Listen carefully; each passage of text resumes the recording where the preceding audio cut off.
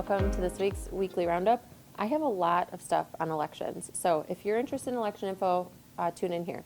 So just a reminder that open registration has ended, which means that residents may only register in person during our normal business hours, and that only goes until November 4th, or you can register on Election Day. If you are interested in in-person absentee voting, that starts October 25th and also runs until November 4th. And that is during our normal business hours here at City Hall from 8 to 4:30. And that's available right in the Finance Department on the first floor of City Hall. Just a reminder, you're going to want to bring your photo ID in order to do that in-person absentee voting. And I want to just issue a little reminder, because every once in a while people call it early voting, and clerks are really cognizant of that terminology because it isn't early voting. Your ballot doesn't get put into a voting machine. Those get stored securely. This is in-person absentee voting. And it's an opportunity for our city team to be able to be your witness for voting if that's what you need. So in any event, that starts October 25th, bring your photo ID. If you are requesting an absentee ballot by mail, can I please remind you to look at the instructions that we provide? There's a lot of information from voter signature to witness signature and witness address, things that must be completed, and we want to make sure we can do that as soon as you receive it and return it. So please, if you're doing voting by mail, please make sure that you read those instructions. We are not allowed to take ballots via Dropbox, so please do not drop any ballots in the Dropbox we have on the outside of the building at City Hall. That's for water bill payments or utility bill payments.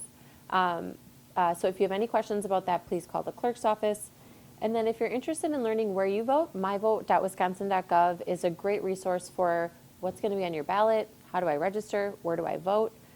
Or you can go to the city clerk's page on our website as well. And then I mentioned this, I think, before, but I'll try to mention it a couple of times. We are starting to implement Badger books this election. Not everywhere. I think we're just doing it at City Hall as a polling location. But Badger books, I want to make sure I get this correct, are the main points about them are they are an electronic version of the paper poll book. It is not connected to the internet.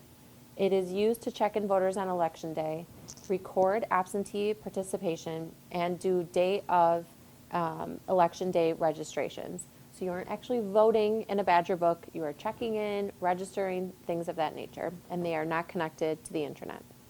So I'll issue a couple of reminders as we get closer to, just because it'll be something different for those of you that do vote at City Hall.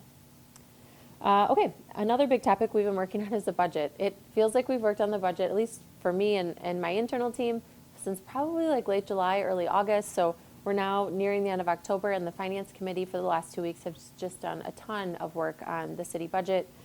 Just a really engaged process from our Finance Committee and members of the City Council who weren't on Finance Committee that attended the meetings. So the next step for the proposed budget from the Finance Committee will be the full City Council. Next Monday, we will post that proposed budget on the city website. So if you're interested in seeing that, check the finance page on Monday for a proposed budget from the Finance Committee. All right, a couple of street and infrastructure updates. The traffic signal on the edge of the South Median by South Church and Bernard Street. So this is the intersection by the Bank of Lake Mills, the old Shopko building. That traffic signal has been in question for a couple of weeks. It is now scheduled to be replaced today, Friday, October 21st. We had some delays with the contractor and being able to get a pole, but we should see that change happening today. If you're coming to City Hall, you've noticed that we've had some of our parking lots under construction. The one on the front of City Hall is now done, painted and striped, so we're happy to have that back open, and we'll be doing some work on the back lot where the police department parks next week. The sidewalk on East Main Street should be getting poured early next week. I know I saw them out there this morning kind of forming up where those pours will be. We will likely have to have a detour in place for maybe part of the time that they're doing that work next week. So this has been a long-awaited sidewalk. I remember being on the City Council when we had members of the public coming in requesting that we have a sidewalk on this portion of East Main Street over by the middle school and Good Shepherd. So I'm excited, probably too excited, frankly, for sidewalk pour, that sidewalk is finally going in. Crews are also preparing for our street patches and our curb pours. So we are doing some kind of curb and gutter and ramp work throughout the community. You'll see it a lot on 4th Street. We received bipartisan infrastructure law money for North 4th Street to get resurfaced next year. And in preparation for that, we needed to make some improvements to some of our ramps. All in all, we're going to be doing our street patches and some of those curb pours starting today, and then there is a next week, really until like maybe the first week of November. So I'm mentioning this to you to please be mindful in the roadway. We're going to have our crews out there and some of our contracting crews doing work, so please pay extra attention. Leaf collection started, so just a reminder that Section 4 will start on Monday, October 24th, and you're going to hear me say this every week, leaves only, please. So please make sure that you're either putting leaves to the curb, and it feels weird that I have to say this, but please do not rake them into the road. Please make sure that they're on your curb, on the lawn, or in bags if you would prefer those bags. A pack of 5 free paper yard waste bags can be picked up at the street department, which is on First Street. And if you're not sure what schedule you're in, you can always go to the city website and look at the brush route on our GIS, or just give a call down to the street department and we'll let you know which week you are.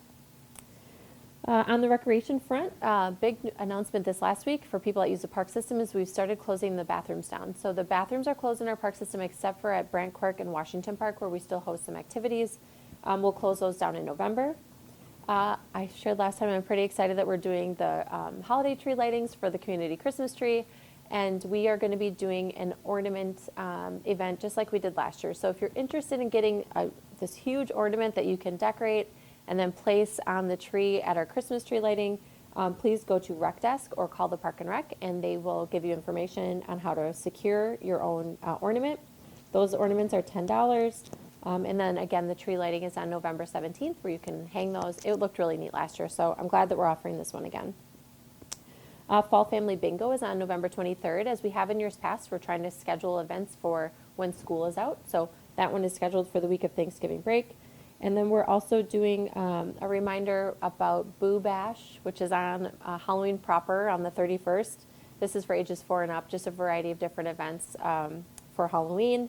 And then Little Dunkers basketball is open for registration. That's, I think, 5K through 4th grade. And then we're also open right now for our dance and wrestling, which is a somewhat new offering that we do in collaboration with an area club. So we're excited to have those open.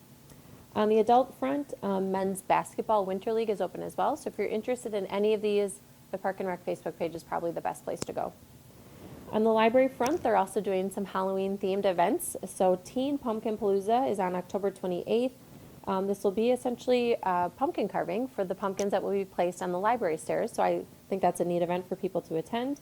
They are strongly encouraging that people register. So please contact the library for that. And then they are doing an event called Hallows Eve Teen Escape Room. And this is from the 29th to the 31st. They will be having essentially an escape room type event for people to participate in. They're about an hour long and there's limited spots. So again, registration is required for that one. And then for the little kids, the scavenger hunt, which I know is wildly popular, is open in the Talk Read Play area. And then we do not have school in the public school system next week on Thursday and Friday. So the library is again offering a movie on the 28th from 1:30 to 3:30 in the community room. I think it's a Minions movie, which my kids will love, and I'm sure many of yours will as well. That's just you don't have to register. You can just show up in the community room, bring treats, bring pillows, blankets, whatever you prefer, and just enjoy some time for free. On the jobs front, we have a few kind of key openings still.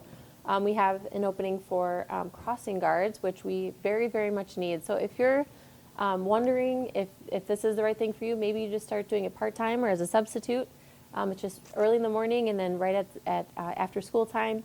And then firefighter paramedics, lifeguards, an aquatics manager. And then I know that we're looking for some part-time help at the library as well. So you guys, I've heard it's amazing outside and it's supposed to be all weekend. So if you do not get outside to enjoy the community this weekend, I think you're going to be mistaken. There are just a ton of the fall farms around the area hosting events. I know we plan to hit the Interurban Trail before the weather doesn't allow for biking. And obviously the Storybook Trail is a really relevant story for this time of year as well. So tons of opportunity to enjoy the city. And if that's not for you, I would encourage you to support one of our small businesses as we begin to kind of gear up for this holiday season. So have a good weekend, everybody. We'll see you back next week.